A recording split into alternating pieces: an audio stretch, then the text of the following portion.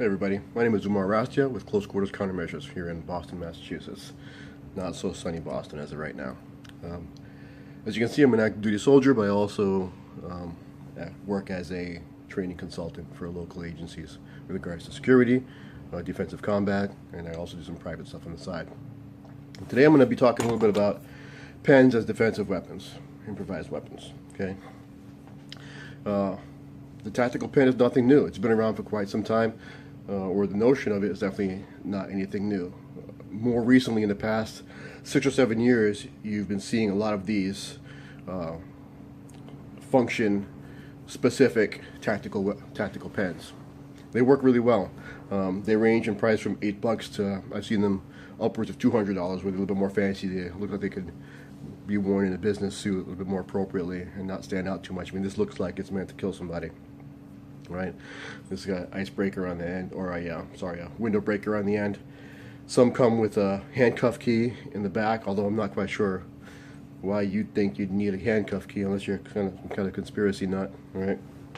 But they work well. Now, the first thing that you'll notice when you're looking at one of these tactical pens is that the diameter is significantly larger than a regular pen, and that's because the cylindrical design is much more solid when it's wider that way. It's able to absorb a tremendous amount of impact, and it's also much less likely to bend if you are penetrating something or someone in a tough area and you apply lateral pressure on it, whereas if you have something else, any type of bend, and you're going to snap that, which isn't always bad. If you put it in the right spot and it snaps good, leave it there. The guy will have something to have to worry about. Okay.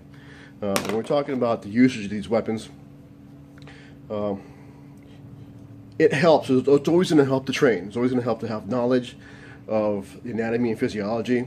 Where are you going to try and put this to make it most effective? Anywhere you strike somebody with a solid tactical pen is going to be effective. All right. You're going to elicit an immediate response of some kind, unless a person is on some type of drugs and not feeling things. Their system is not working like the rest of us. Okay. What you have is a solid weapon, whereas you can place this in just about anywhere. Right. You can strike somebody in the meaty tissue, where normally under other circumstances we would recommend, hey, never strike somebody in the large muscular portions of the body, because that's too easily absorbed.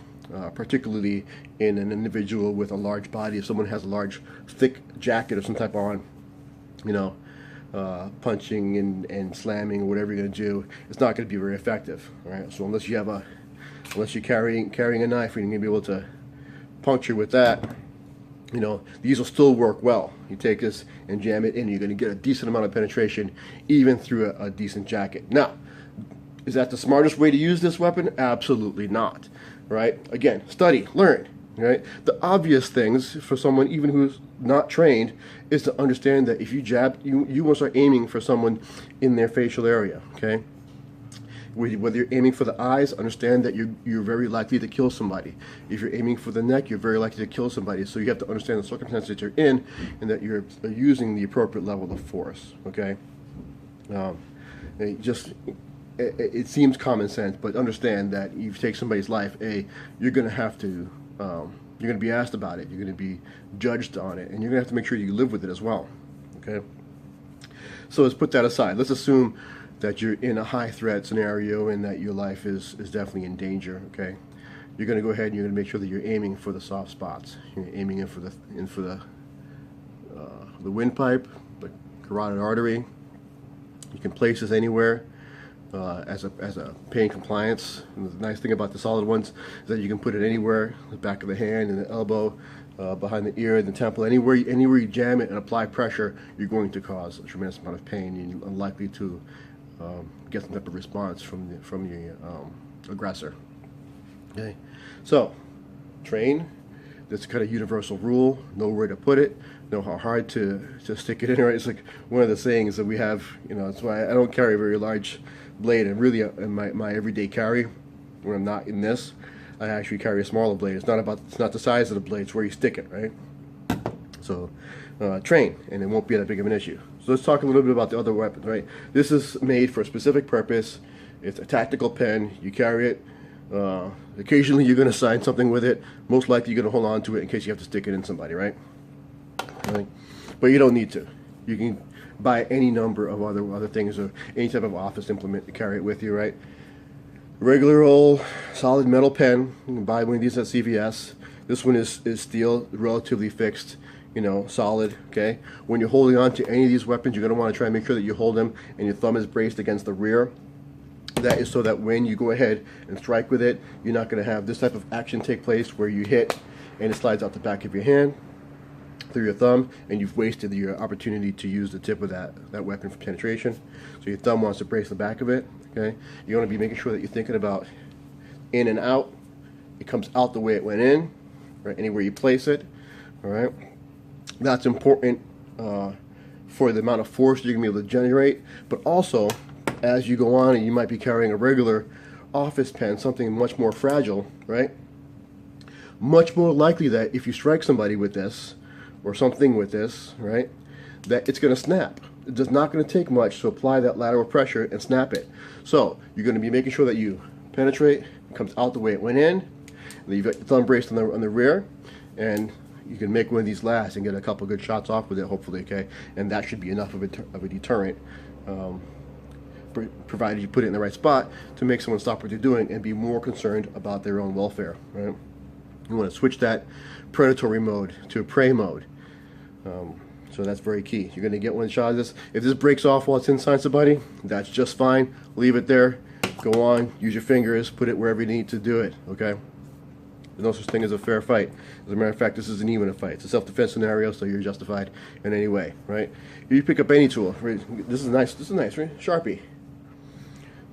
Very similar to the tactical pen in design, okay? That means this is going to be much more resistant to bending and snapping. You have a lot more force to be able to apply, right?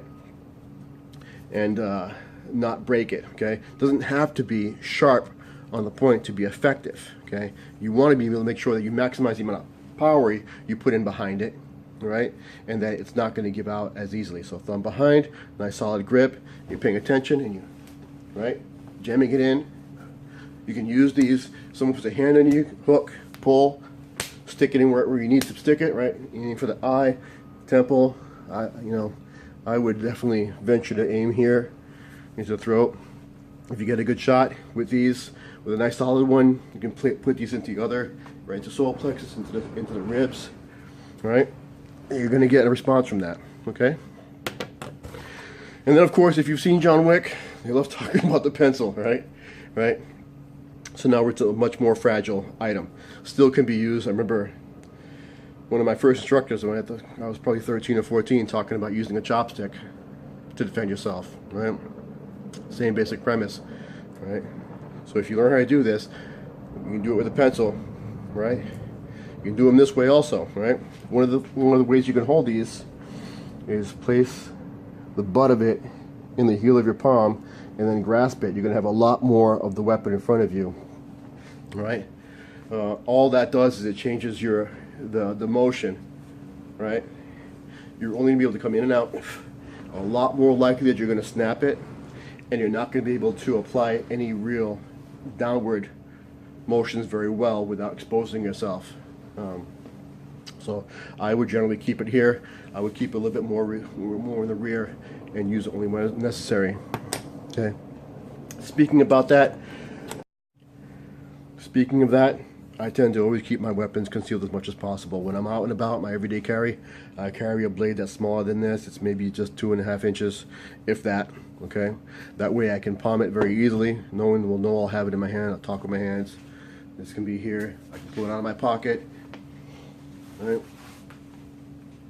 From here, I have my hands in my pocket, pull it out, and you wouldn't really know unless you're paying attention to the hands, unless you're somebody like us who tends to be observant of those things, right? You'll have it here. So you want to have it concealed, keep it in reserve. That way you have those elements, those core elements, speed, surprise, and bounds of action, right? So pick your moments. Pay attention to what you're doing. Watch your opponent pick up on those predatory cues. All right, and what people are looking for, unless we're talking about an ambush attack, right, which is a slightly different scenario. When we're talking about an ambush attack, people want to feel dominant. These aggressors want to feel dominant, and by doing so, by giving them the opportunity to feel dominant, they're going to always expose some type of weakness to you. Okay, and that's when you're going to want to react, right? They're going to give you something. They'll give you their hands. They'll give you their throat. They'll give you something. Okay, and even if they don't, when their level of anxiety is brought down a little bit because you've let them go ahead and feel powerful and kind of embrace that predatory nature, right? Their level of anxiety drops down. Explode. Okay, boom, boom, pull it, grab onto something as many times as you need to go. Use whatever other tools you have. The weapon, this breaks. Go ahead, stick your fingers in their eyes if you need to, right? Ears removable. You know, whatever you're gonna need to do, you do that, right? But again, with regards to your tactical weapons, right? Your improvised weapons, right? Do a little bit of training. Doesn't take a whole lot. Something like the silhouette here, to practice understanding where to move, how to move, where to just practice sticking these things. Boom, boom, on the word, right?